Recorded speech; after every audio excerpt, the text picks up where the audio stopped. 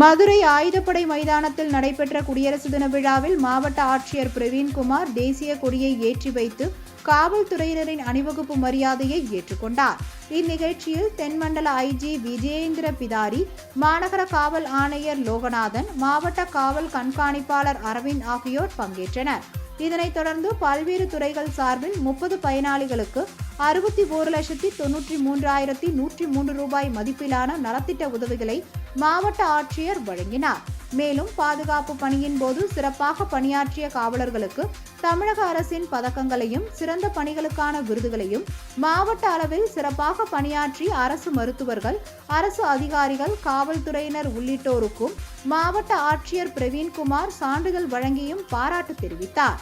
இதனைத் தொடர்ந்து பள்ளி மாணவ மாணவியர்களின் கலை நிகழ்ச்சிகள் நடைபெற்றது.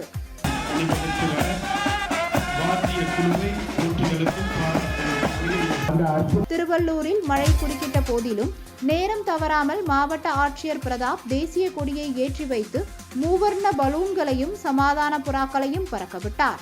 இதனைத் தொடர்ந்து ஆட்சியர் பிரதாப் காவல்துறையினரின் அணிவகுப்பு மரியாதையை ஏற்றுக்கொண்டார்.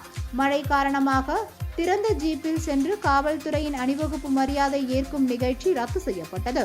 சுதந்திர போராட்ட தியாகிகளுக்கு சால்வை அணிவித்தும் பரிசுகள் வழங்கியும் ஆட்சியர் கௌரவித்தார். பின்னர் பயனாளிகளுக்கு நலத்திட்ட உதவிகளை மாவட்ட ஆட்சியர் வழங்கினார். இந்த விழாவில் திருவள்ளூர் மாவட்ட காவல் கண்காணிப்பாளர் விவேகானந்த் சுக்லா, மாவட்ட வருவாய் அலுவலர் சுரேஷ் உள்ளிட்ட அதிகாரிகள் கலந்து கொண்டனர். ஈரோட்டை அடுத்த ஆனைக்கல் பாளையத்தில் உள்ள ஆயுதப்படை மைதானத்தில் மாவட்ட ஆட்சியர் கந்தசாமி தேசிய கொடியை ஏற்றி வைத்து மரியாதை செலுத்தினார். பின்னர் போலீசாரின் அணிவகுப்பு மரியாதையை ஏற்றுக்கொண்ட அவர் சுதந்திர போராட்ட தியாகிகளுக்கு சால்வை அணிவித்து கௌரவித்தார். இதனைத் தொடர்ந்து மாணவ மாணவிகளின் கலை நிகழ்ச்சிகள் நடைபெற்றன. இந்நிகழ்வில் மாவட்ட காவல் கண்காணிப்பாளர் சுஜாதா உள்ளிட்டோர் கலந்து கொண்டனர்.